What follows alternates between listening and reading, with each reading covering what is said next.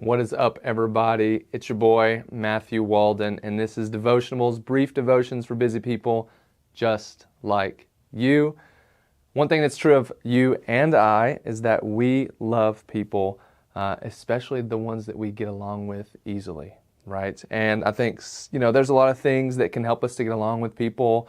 One of them is having similar interests, right? So maybe you have a favorite sports team and you find out that someone else has that same favorite sports team, or maybe you both like the same restaurant, maybe you like the same movies, the same sort of music, and that's an easy thing to bond over. But also something that can help us bond with people is having similar experiences, like both of you guys having children or both of you being single, But I would also say that something that can bond us to people is mutual suffering. And it's really helpful because when we have suffered in a way that someone else has suffered, we can sympathize in a very unique way.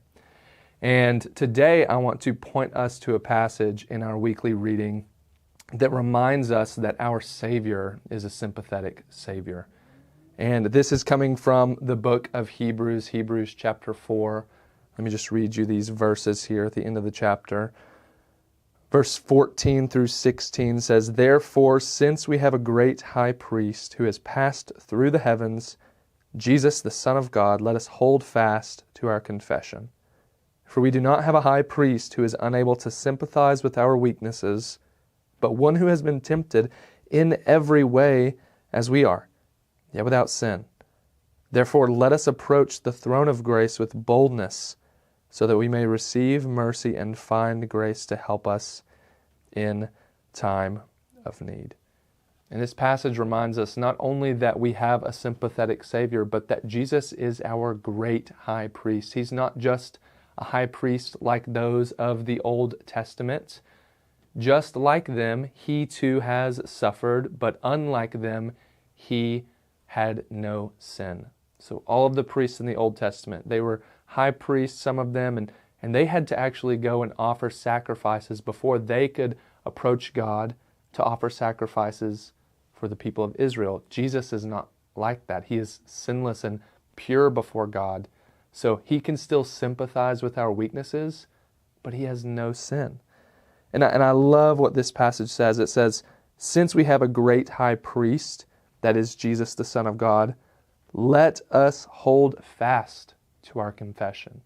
And the author of Hebrews is encouraging me and you alike to hold fast to our faith in Jesus Christ because he is our great high priest.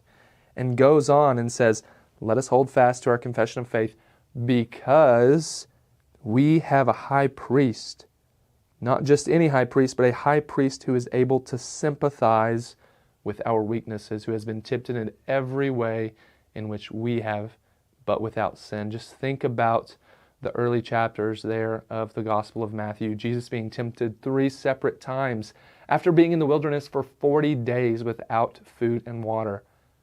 But Jesus did not succumb to the temptation of the devil. Jesus overcame that temptation, and it says that he was ministered to by the angels afterwards. And so Jesus serves as an example, a perfect, sinless Savior example for us.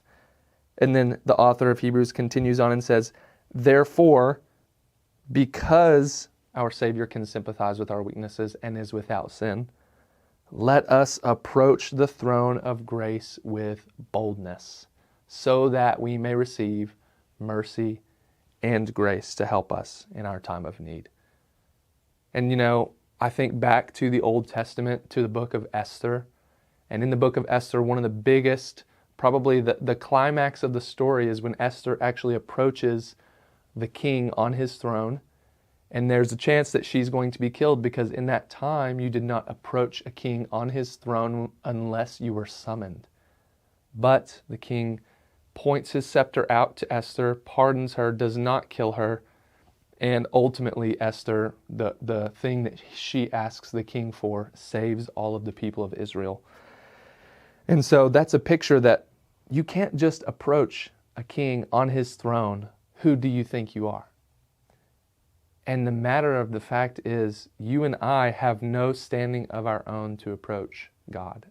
God is above any other king. But because we have a sinless Savior, whose name is Jesus, the Son of God, we truly can approach the throne of God boldly. And it says that when we do, we receive mercy and grace in our time of need. And I don't know about you, but I have many times in which I am in need. And so today my encouragement to you is the same encouragement that the author of Hebrews gives to us. 2 things.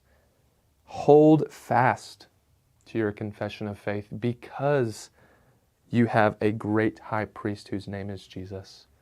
And approach the throne of grace with boldness because you have a sympathetic Savior who has been tempted just like you, yet without sin. Jesus knows what it's like to be tempted. Jesus knows what it's like to suffer. Jesus can sympathize with our weaknesses. Don't be scared to approach the throne of God. Go to God in prayer. And it says that He will give you help.